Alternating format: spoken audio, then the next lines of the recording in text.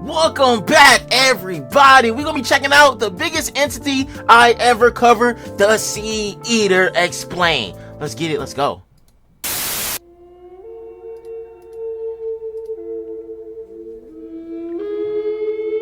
Oh, that sounds creepy.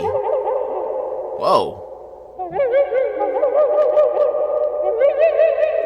I'm finna have nightmares today, y'all.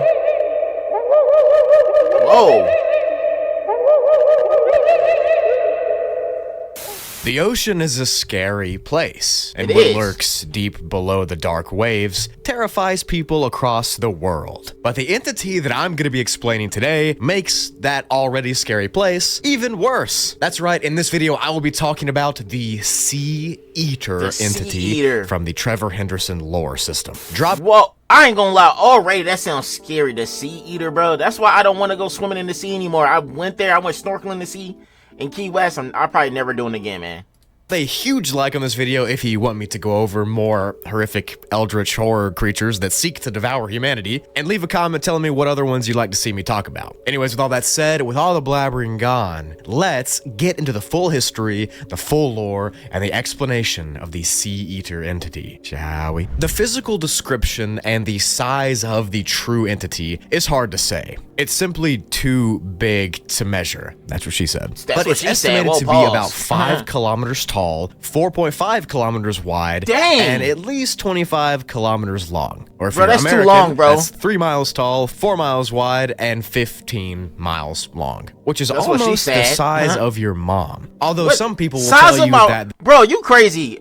How do you even know what my mom looked like size? Like, I don't know what you talking about, bro. We gonna let that slide. The Sea Eater is much bigger than that. True reports and true size estimates lie all over the place. The creature itself lives far out in the deep sections of our world's oceans, and it's really rarely seen by people who are not sailors or explorers, although there are some exceptions which I'll mention later. At almost every hour of the day, the Sea Eater will be inside the water of any ocean with its mouth open, swallowing the water, the boats, the small islands, and anything else that lies in front of its path. The creature will slowly pull its way across the oceans with that mouth agape, eating and consuming anything that stands before it. Thus the name Sea Eater. I'm sure you could never have guessed that. The creature itself is so large that it is truly hard to imagine. It gives many people who see it these horrific megalophobia feelings. As a person, when you do witness it, you'll feel insignificant and like you mean nothing. But as far as the actual physical makeup and construction of the creature,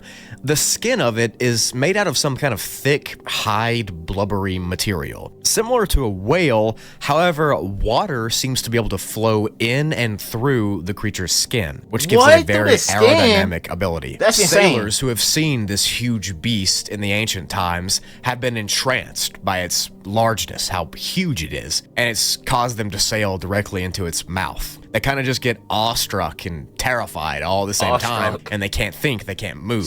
But besides its huge mouth and its gargantuan size, the creature's other biggest feature is its 2 arms that are very noticeable. These arms are said to be made out of dead sea animals and the bones of other giants that it's beaten in combat. The arms themselves sit at over 5 kilometers tall, which is nearly taller than the actual entity, and they can move extremely fast. Estimated speeds range anywhere from 200 miles an hour to 1,000 miles per hour. I'm gonna tell you something right there. That 200 miles per hour lost me. That's beating my vehicle. That's the same speed as my...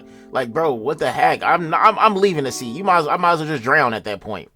These arms are what it uses to drag itself across the floor of the ocean and to swim in the really deep expanses. And they're also what it can use to attack things and people that it so chooses. Sometimes the Sea Eater ventures close enough to the shore to where people can see it from the beach. Since it's so massive, individuals who witness it often compare it to a moving mountain, just right off in the distance. It really never gets close enough to where you can see its features, and all you can kind of see is this blurry shape off in the mist, but that's terrifying either way. The creature has not gone onto land, that we know of, and it actually seems to only be able to exist and thrive inside of the water. And if it gets in water less than a kilometer deep, it kind of begins to decay away and crumble, and then the creature will scramble to get back inside the water. It's kind of like Patrick and SpongeBob under the heat lamp. Real ones get that reference. But if it was somehow able to get onto the land and start attacking things, I'm sure the USA would just nuke it. But the question you're all asking, I bet, is where is the Sea Eater located? Where is it? It's kind of hard for something that's this size to just hide itself. Like, where would y'all guess where this would be at? Like somewhere in Australia or something like that. Like, I don't know, near Australia. I don't know where this will be at.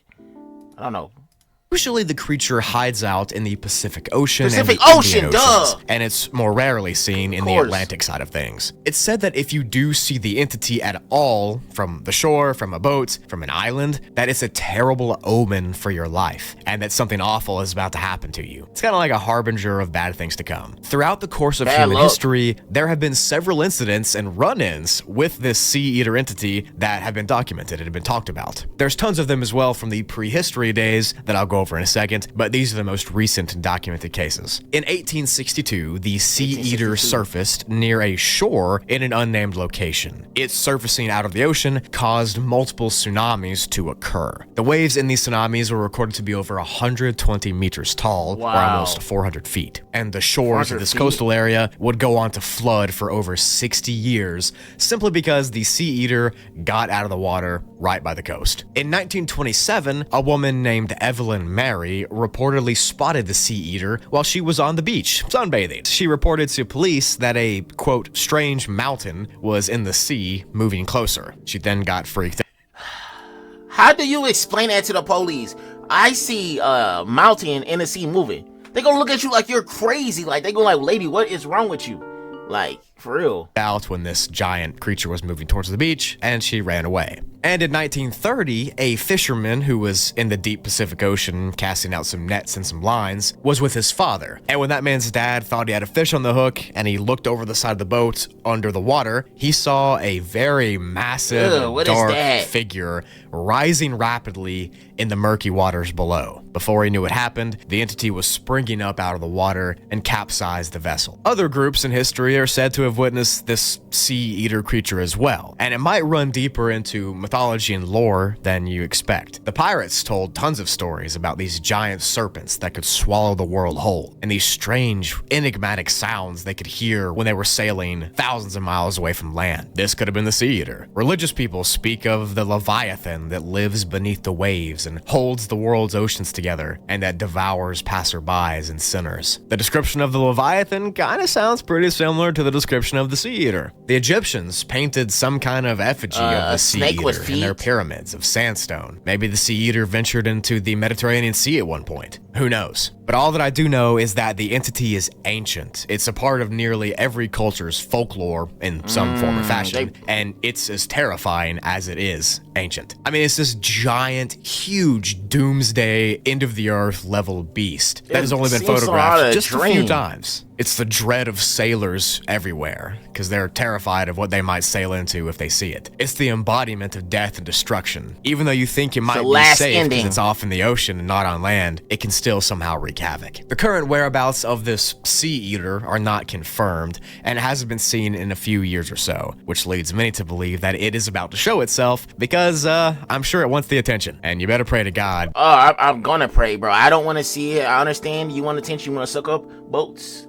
The seawater, they got all salt in it, and it don't taste good, buddy. But that's crazy, though. Water can go through the skin. Like, that's weird, bro. Like, please don't reveal yourself in 2025. That it doesn't show itself near you, or a tsunami might form, like I mentioned earlier. The Sea Eater is one of the giant titans in the Trevor Henderson lore, and so far on this channel, it is the biggest entity that I have ever covered, physically the biggest. And I'm not really sure there's other entities that would be bigger. There might be a couple, but we'll cross that bridge when we get there. Anyways, that is it for this video. That is it for the explanation of the entity that I've discussed. I know I've said Sea Eater and creature about 1 million times in this video, but nevertheless, I still hope you enjoyed it. If you watch until the end, I really appreciate it. Thank you so much. Thank you for all you do. Make sure to check out the description below for the credits to this creature and the arts that I've used in this video. If you're new here, I always credit the art that I use in the description below, and the footages and stuff like that, and the audio effects and such. And while you're down there, you can check out my Twitter, my Instagram, and my other YouTube channels, Toogly and Spoogly, where I'm uploading constantly. Thank you all for all that you do. If you have more suggestions for entities that I should talk about, also leave those in the comments. I'm very interested in big entities like this. I love the vibe they give off. But with all that said, I will see you in the next video. Peace and love. Dang, that was crazy to see EATER right there. I might have nightmares after seeing that. That's crazy to see EATER. Man, that's so scary, man. Put in the comment section, bro, have you ever been on a boat in a deep sea? Because right now, I'm terrified. I'm not doing it. I'm done. I'm not even going. Like, I'm really scared. Like, for real. But I love you guys. See y'all next video. Have an amazing day. Love you guys.